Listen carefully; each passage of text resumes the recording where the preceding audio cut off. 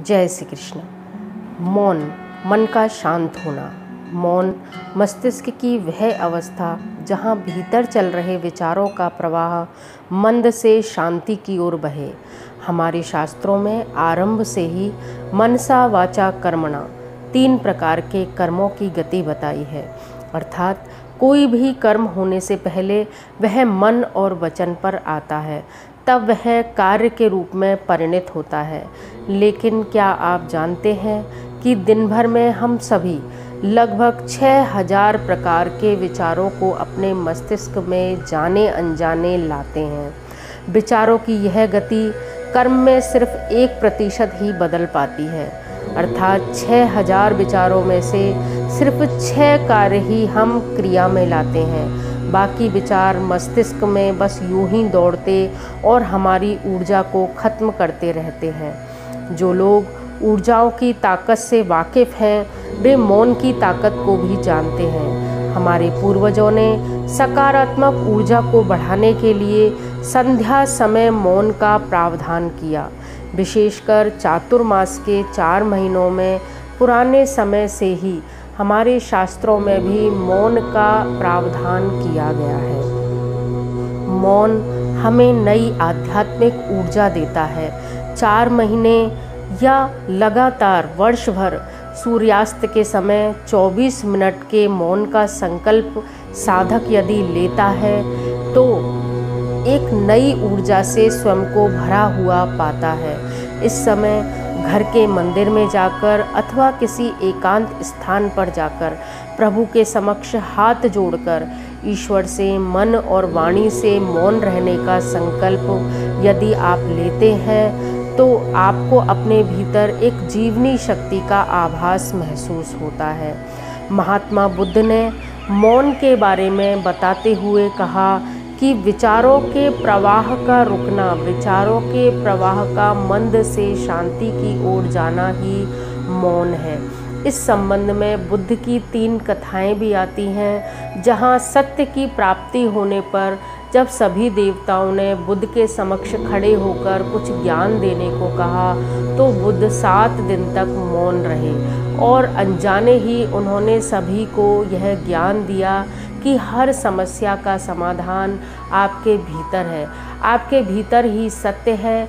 आपके भीतर ही आपके पापों का नाश करने की चाबी है। आपके भीतर ही समस्त आध्यात्मिक ऊर्जाएं हैं और भीतर झांकने की जो शक्ति है, भीतर जाने का जो दरवाज़ा है, वह है मौन। उन्होंने देवताओं से कहा कि सब कुछ मौन में समाहित है। व्यक्ति को शांति मौन से ही मिलती है। बहुत अधिक क्रोधित होने के बाद, अत्यधिक दुखी होने के बाद, अत्यधिक प्रसन्नता के बाद, नाचने के बाद, गाने के बाद, खाने के बाद और थकने के बाद मौन होकर ही व्यक्ति पुनः ऊर्जावान होता है। तो मौन किसी दृष्टि से ऊर्जा का एकत्रीकरण भी कहा जा सकता है। बुद्ध की एक कथा और आती है कि जब उनके शिष्यों ने उनके समक्ष हजारों प्रश्नों के ढेर लगा दिए तो बुद्ध ने अपने शिष्यों से कहा कि आप 1 वर्ष तक मौन रहें और उसके पश्चात अपने प्रश्नों को लेकर मेरे पास आएं। मैं आपके हर प्रश्न का उत्तर दूंगा। 1 वर्ष के पश्चात जब शिष्य उनके समक्ष आए तो गुरु और शिष्य दोनों मौन की अवस्था में चले गए। ना शिष्यों के पास प्रश्न थे और ना ही बुद्ध को उनका उत्तर देना पड़ा। जब शिष्यों ने यह बात उठाई कि हमारे भीतर उमड़ रहे सारे प्रश्न कहाँ गए, तब बुद्ध ने उन्हें इशारे से कहा कि वह मौन में चले गए। मौन के पश्चात आपके भीतर सत्य की वह अवस्था आ जाती है जहाँ आपके भीतर ना प्रश्न आते हैं और ना ही आपके भीतर से उन उत्तरों को जानने की लालसा कहीं रह जाती है। हमारे शास्त्रों में भी जब शास्त्रार्थ की ओर आप जाते हैं और सत्य और झूठ का ज्ञान जब देखा जाता है, प्रश्न और उत्तर की श्रृंखला जब आरंभ होती है तो ऐसा कहा जाता है कि जीवन की हर समस्या, जीवन का हर प्रश्न झूठ से पैदा होता है। जब हम सत्य और प्रामाणिकता की ओर जाते हैं तो मौन हो जाते हैं।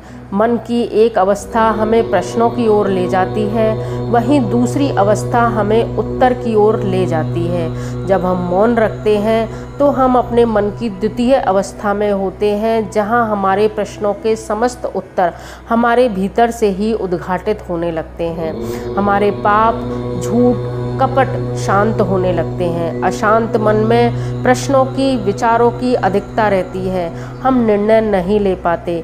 अतः ऐसे समय में सिद्धों ने, ऋषि मुनियों ने हमें मौन हो जाने के लिए कहा है। क्रोध को शास्त्रों में मानसिक हिंसा कहा गया है और मानसिक हिंसा से बचने के लिए मन पर नियंत्रण आवश्यक है और मन पर नियंत्रण के लिए मौन अति आवश्यक है। तो मौन रहने का अभ्यास कीजिए। मौन का प्रारंभ सर्वप्रथम कंठ से माना जाता है। आपके कंठ में जब शांति आती है, आप अपने कंठ का इस्तेमाल करना बंद कर देते हैं तो मौन आपके भीतर उतरने लगता है। कंठ से उतरने वाला मौन आपके मस्तिष्क की ओर जाता है और मस्तिष्क के विचारों के प्रवाह को दृष्टा बनकर देखता है। जब मस्तिष्क की ओर आपका ध्यान होता है तो आपकी शारीरिक गतिविधियां प्रभावित होती हैं और कहीं ना कहीं शारीरिक क्रियाकलापों में शून्यता आने लगती है। शारीरिक क्रियाकलापों में आई हुई शून्यता आपके नेत्रों की ओर आती है। आपके नेत्र स्वतः ही बंद होने लगते हैं। नेत्रों के बंद होने पर आपकी समस्त ऊर्जा श्वासों पर केंद्रित हो जाती है और जब अपनी श्वासों में आप उतरते हैं, श्वासें गहरी तथा मंद होने लगती हैं, तभी आप मौन और ध्यान की एक अवस्था में जाने लगते हैं। 3 प्रकार से आप शांतिपूर्ण तरीके से मौन को अपने भीतर उतार सकते हैं। सर्वप्रथम जो तरीका शास्त्रों में बताया गया है वह संध्याकालीन समय में 3 मिनट के मौन से लेकर 1 घंटे तक मौन रखने का जो समय है वह शास्त्रों की ओर से निर्धारित किया गया है। दूसरा जो चरण है वह सूर्योदय से लेकर सूर्य के अस्त होने तक मौन का बताया गया है। सूर्योदय से सूर्योदय तक का मौन भी तृतीय चरण में बताया गया है।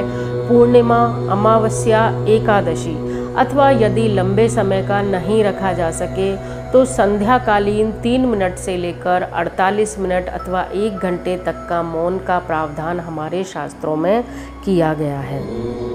मौन के समय बरती जाने वाली कुछ सावधानियां भी हैं, जिसमें है कि मौन के समय आपको कुछ खाना पीना नहीं है। यदि आप कम समय का मौन रख रहे हैं तो उसमें मल मूत्र त्याग का, हंसने या रोने का आपको निषेध करना है। लंबे समय के मौन के लिए सूर्योदय से सूर्यास्त तक तथा सूर्योदय से सूर्योदय तक का मौन यदि आप ले रहे हैं तो उसमें मल मूत्र त्याग, स्नान व भोजन की छूट है। इस समय निद्रा भी ली जा सकती है। ब्रह्मचर्य का पालन आपके लिए अनिवार्य होता है। सात्विक भोजन यदि आप करते हैं, एकांतवास यदि आप करते हैं तो आपका मौन सफल होता है। शरीर के भीतर से हुई किसी भी अन्य अवांछित गतिविधि से शरीर को शुद्ध करने के लिए आपको 3 बार आचमन कर गायत्री का जप करना चाहिए। सामान्य दिवस में यदि आप नित्य मौन की विधि को अपनाना चाहते हैं तो घर के मंदिर अथवा अपने इष्ट देवता को प्रणाम कर उनका नाम लेकर अपने सामान्य गतिविधि के कार्य करते हुए अथवा आसन लगाकर आप मौन को प्रारंभ करते हैं तो आपको गुरु मंत्र का हृदय में जाप करते रहना है। ध्यान रखना है, जाप करते समय आपके होठ, आपकी जीभ हिलनी नहीं चाहिए। वह मौन पूरी तरह से सार्थक तभी होता है जब आप जो भी जाप कर रहे हैं, अपने भीतर ही भीतर जो भी मंत्र का आप स्मरण कर रहे हैं वह पूर्णतः मानसिक हो, कायिक नहीं होना चाहिए, बाहरी कोई गतिविधि उसमें नहीं होनी चाहिए। यदि आप गृहस्थी के कार्य करते हुए ये सारा मौन का जो प्रभाव अपने भीतर उतारना चाहते हैं तो आपको उस समय अपने जीभ और अपने होठों का संचालन बिल्कुल अवरुद्ध कर देना चाहिए। आपको बिल्कुल भी बोलते समय अपनी जुबान या होठ को नहीं हिलाना चाहिए। अपने इष्ट देवता का नाम रख के ही आपको मौन प्रारंभ करना है और इष्ट देवता का नाम लेकर ही मौन को आपको खोलना है। यदि मौन लेते समय कोई अवांछित कारण ऐसा बन जाए कि आपको मौन बीच में ही तोड़ना पड़े, तो अपने इष्ट देव का नाम लेकर ही मौन को तोड़ें। उस कार्य को करके पुनः प्रायश्चित रूप में पूरे समय का जितना भी आपने नियम लिया हुआ है उस समय का आप मौन पुनः धारण करें।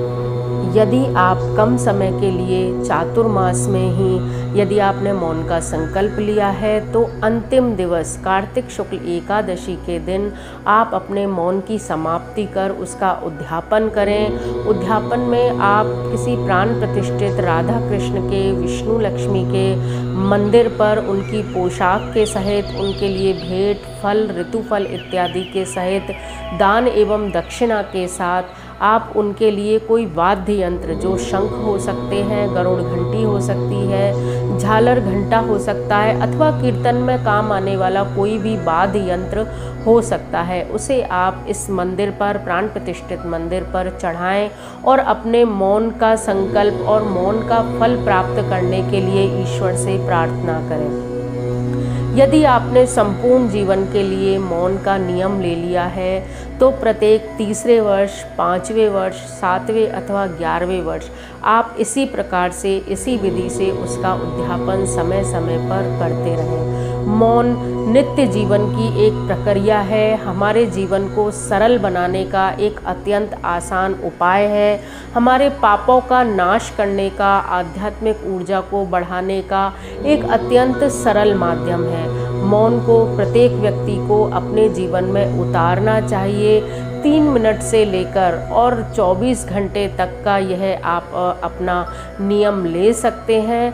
यह नियम आपको एक सफल जीवन जीने में कारगर अवश्य बनाएगा, सफल जीवन जीने योग्य आपको अवश्य बनाएगा, आपकी ऊर्जाओं को बढ़ाने का अच्छा माध्यम होगा।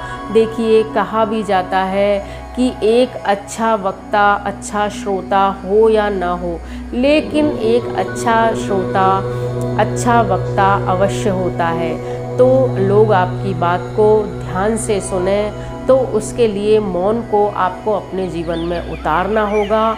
अपने व्यक्तित्व को प्रभावशाली बनाने के लिए, आध्यात्मिक ऊर्जाओं को बढ़ाने के लिए ये बहुत अच्छा कार्य है। इसे प्रत्येक व्यक्ति को अपने जीवन में उतारना चाहिए।